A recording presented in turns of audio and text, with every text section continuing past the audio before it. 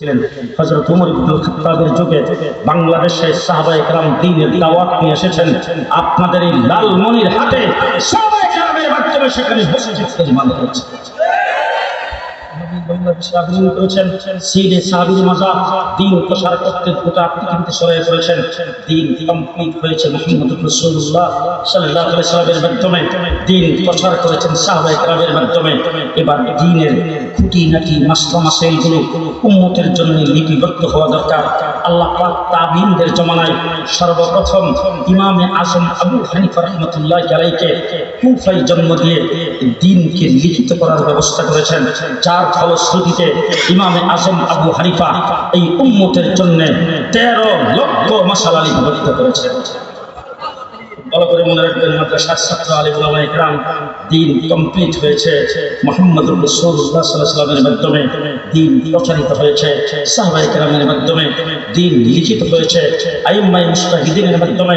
তার মধ্যে এক নম্বর হলেন ইমামে আযম আবু হানিফা রাহমাতুল্লাহি আলাইহি। এখন দ্বীন কমপ্লিট হয়ে গেছে, দ্বীন প্রচার হয়ে গেছে, দ্বীন লিখিত হয়ে গেছে।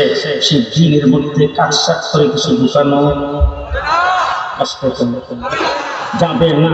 দিন থেকে কাটছাট করে কিছু বের করা যাবে না। 1400 বছর আগে দ্বীন রাসূল যেভাবে রেখে গেছেন, আল্লাহর নবীর একটা সুন্নাত, আপনার চাইতে আপনার সুন্নতের কিয়ামত পর্যন্ত কোনো পরিবর্তন করা আছে? যাবে না। এবার নবী কি আর আসবে? বলেন, আসবে? সাহাবী আসবে? সাহাবীর দরজা প্রথম, নবীর দরজা প্রথম। এখন দ্বীনের ভিতরে কিছু ঢুকানো যাবে না, কাটছাট করে কিছু বের করাও যাবে না। যেমন আছে তেমনই থাকতে হবে। সেটার জন্য পাহারাদারির দরকার আছে না? বলেন। দিন থেকে যাতে কেউ কিছু বের করতে না পারে, কেউ যাতে আবার এখানে কিছু সংযোজন বিয়োজন করতে না পারে, কেউ যাতে এখানে কোনো কিছু ঢুকাইতে না পারে, যেমন রাসূল রেখে গেছেন এমনই যাতে থাকে। এই জন্য পাহারাদারির দরকার। আল্লাহ পাক এই উম্মতের জন্য বর্তমান আসমানের নিচে জমিনের উপরে উলামায়ে কওমিয়াকে দ্বীনের পাহারাদারির দায়িত্ব দিয়েছেন। দ্বীন ইসলামের পাহারাদার, দ্বীন ইসলামের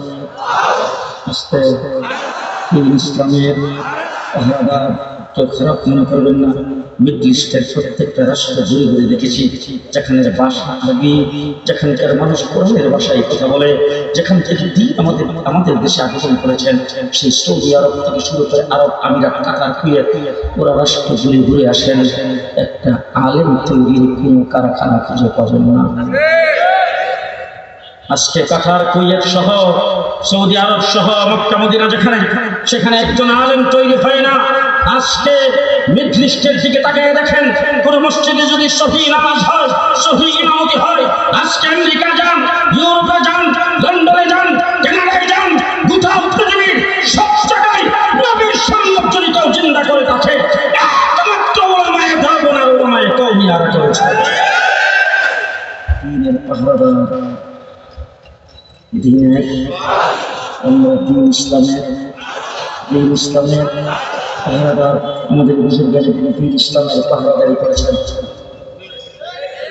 ইংরেজ যখন এই দেশ দখল করে, দেশের মসজিদগুলোকে যখন ভেঙ্গে চুরমার করে দিচ্ছেন, 80,000 মাদ্রাসা ছিল বাংলা জমিনে, মাদ্রাসাগুলি যখন বুলডোজার দিয়ে ভেঙ্গে চুরমার করে দিয়েছেন, আলেম ওলামায়ে কেরামকে যখন নির্যাতন করতে শুরু করেছেন, ইসলামিক তাহজিব তামাদ্দুনকে যখন মিটিয়ে দিতে চাচ্ছে, তখন আমার এক মৌলবী, এই দেশের কোনো লিডার ইংরেজের বিরুদ্ধে একটা শব্দ বলে নাই। আমার এক মৌলবী শাহ আব্দুল আজিজ মুহাদ্দিস রাহমাতুল্লাহি আলাইহি, তিনি সর্বপ্রথম মুক্তিযুদ্ধের ঘোষণা দিয়ে, যুদ্ধ করা ফরজ ঘোষণা দিয়ে মুসলমানদেরকে ইংরেজের বিরুদ্ধে যুদ্ধ করাইছেন।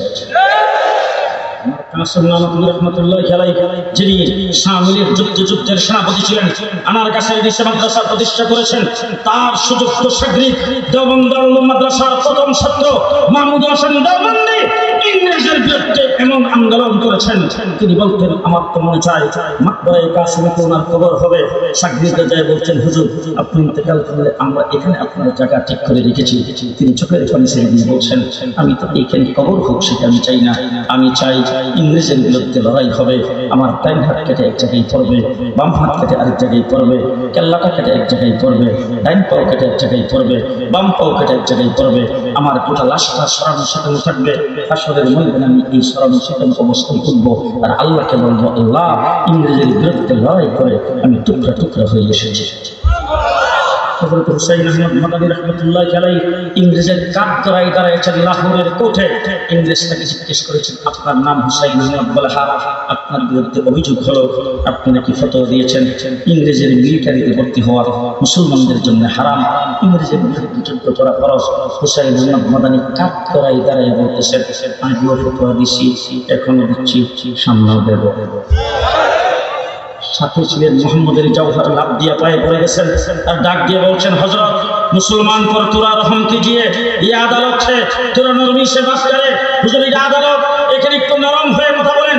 হুসাইন আহমদ মাদানী মুহাম্মদ আলী জওহরকে ডাকে দাঁড়িয়ে সরিয়ে দিয়ে বলছেন, মুহাম্মদ আলী, আজকে যদি কাঠগড়ায় দাঁড়ায়া ইংরেজের বয়ে যদি আমি ফতোয়া পরিবর্তন করি, আল্লাহ নবীর দ্বীনের পরিবর্তন হবে, হাসরের ময়দানে রাসূলের সামনে দাঁড়াতে যাবে। হুসাইন আহমদ মাদানীকে বিচারক চাপ দিয়ে বলছেন, মৌলানা সাহেব, আপনি যে তো জোরে কথা বলছেন, কোন জায়গায় দাঁড়িয়ে কথা বলেন, আপনি কি টের পান? তখন হুসাইন আহমদ মাদানী কাফনের কাপড় ছিল হাতুলির নিচে, টান দিয়া কাপড়টা বের করে উপরের দিকে উত্তোলন করে বলছেন, এই ইংরেজের যারা বিচারক, ভালো করে শুনে রাখ, আমি তোর আদালতে দাঁড়াইছি, তোর কাঠগড়ায় দাঁড়িয়েছি, কলম তোর হাতে, কাগজ তোর হাতে, আইন তোর হাতে। তুই আমাকে ফাঁসির আদেশ দিতে পারো, যাবজ্জীবন কারাদণ্ডের আদেশ দিতে পারো, ছুরিতে চড়াইবার আদেশ দিতে পারো, কিন্তু যে আমি কাফনের কাপড় নিয়ে এসেছি, ফাঁসির মঞ্চে যদি আমাকে জড়াই দেয়, সেখানে যাই বলবো ইংরেজের মিলিটারিতে ভর্তি হওয়া মুসলমানের জন্য হারাম, ইংরেজের বিরুদ্ধে যুদ্ধ করা ফরজ।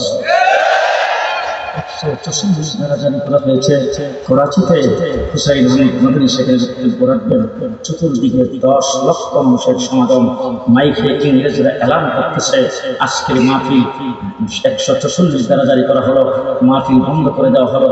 আজকে যদি মাহফিল কেউ চালাইতে চাই, যিনি মাহফিলের ঘোষণা করবে, যিনি সভাপতিত্ব করবে, দেখা মাত্র গুলি।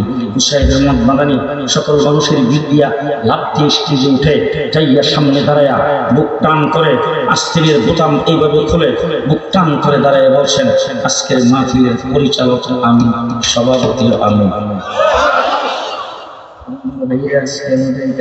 দেখে অনেকেই বলে মজিদ কোট, আসলে এটা মজিদ কোট না, এটা ওলামা কোট। স্টেজে উঠে বোতাম টান দিয়ে খুলে ইংরেজের গুলির সামনে মুখ বুক পেতে দিয়েছেন। এরপর থেকে মনে করে বোতাম লাগাই না, আমরাও বোতাম লাগাই না।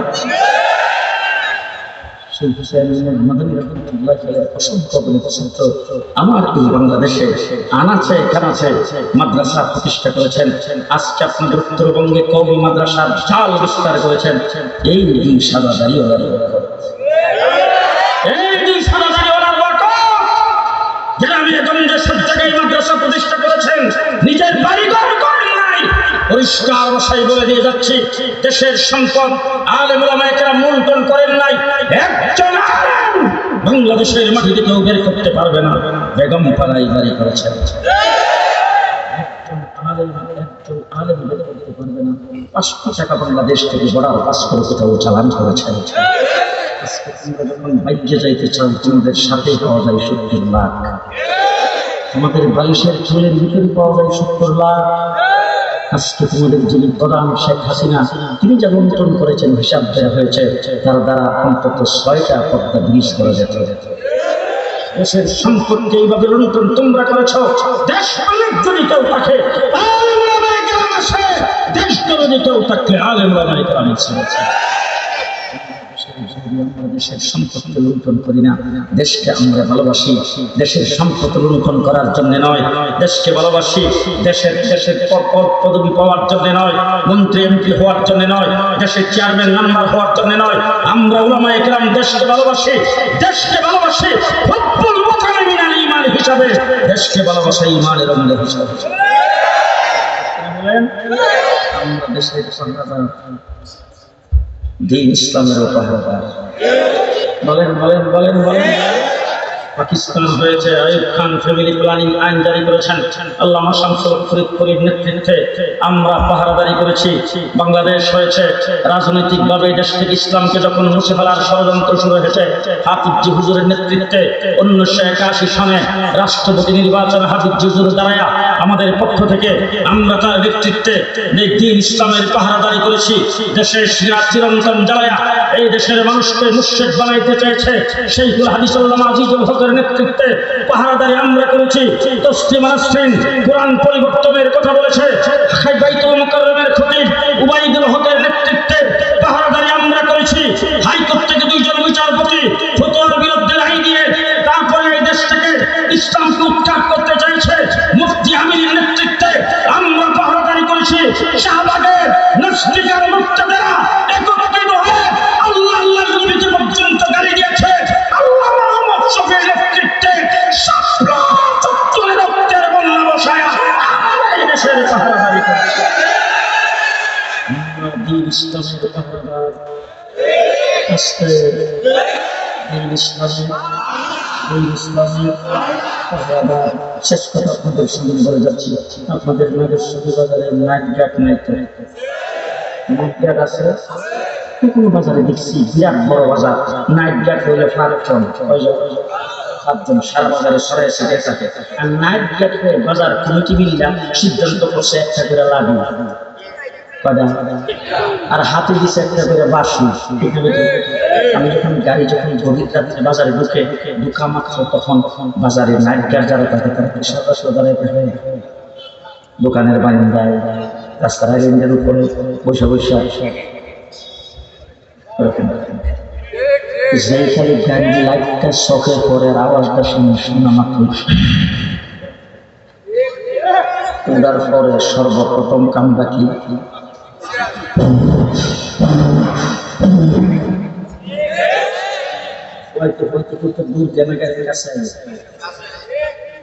চতুর্দিকে দাঁড়াও, আমি যদি ভিতরে থাকি ড্রাইভারের লাইটটা জ্বালা, লাইট জ্বালাইছে গ্লাসটা খোলা মাত্র আসসালামু আলাইকুম যে হুজুর সে ওয়াজ করেছেন। এবার জিজ্ঞেস করতে চাই, আমি প্রাইভেট কারে আমার সঙ্গে আমার খাদেমার ড্রাইভার আমরা 3 জন, ঢাকার যদি আসে তাহলে কি প্রাইভেট কার নিয়ে আসে না হায়েস? সংখ্যা কি 3 জন না 12 জন? স্বাস্থ্য কি আমার মতো না 12 জন? জি জি। তখন গাড়ির লাইটটা দেখে 4-5 জন যখন এসে গাড়ির চারিদিকে দাঁড়াইল, গ্লাসটা চিনল। এবার যখন গ্লাস খোলা মাত্র যখন দেখছেন 12 জন হায়েসের মধ্যে ডাকায়, তখন 2 নম্বর কাজ নাইট গার্ডের ওটা দুমারে কি করে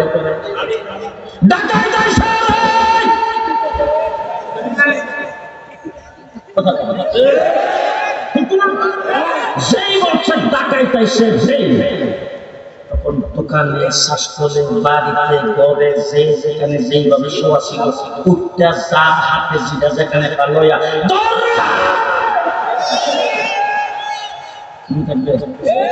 মনে থাকবে। এই উলামায়ে কেরাম সামনে ইসলামের বিরুদ্ধে, নবীর বিরুদ্ধে, নবীর ইজ্জতের উপর আক্রমণ কোন দিক থেকে আসলে ওনারা বলবেন ডাকাইতেছে যে আপনারা ধরে বলেন করবেন পরিষ্কার ভাষায় বলছেন, অন্তর্বর্তীকালীন সরকার হোক, সামনে নির্বাচিত সরকার আসবে, যে যেখানে হোক, ক্ষমতায় যেই যাক, বাংলাদেশে ইসলাম নিয়ে আমরা বসবাস করতে চাই। কওমি উলামায়ে কেরাম, দেওবন্দি উলামায়ে কেরাম ইসলামের বিরুদ্ধে অতীতে আমাদের বুজুর্গানি দিন কাউকে যেমন শেষ হয় নাই, সামনে আমরা কাউকে শেষ করতে পারবো না।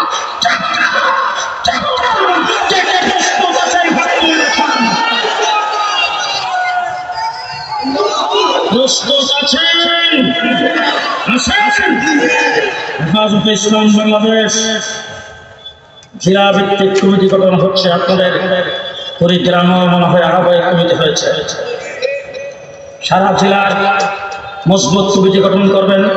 প্রত্যেকটি উপজেলা ইউনিয়ন পর্যায় পর্যন্ত কমিটি হবে। আমরা বাংলাদেশেরও পাহারা দেব, দ্বীন ইসলামেরও পাহারা দেব, দেশকেও টিকায় রাখবো ইনশাআল্লাহ। ইসলামের বিরোধিতাও কাউকে করতে দেব না। আল্লাহ কবুল করুক, সকলে বলেন আমিন। ওয়া আখিরু দাওয়ানা আলহামদুলিল্লাহি রাব্বিল আলামিন, আলহামদুলিল্লাহি রাব্বিল আলামিন, ওয়াসসালাতু ওয়াসসালামু আলা সাইয়্যিদিল মুরসালিন ওয়া আলা আলিহি ওয়া আসহাবিহি আজমাইন।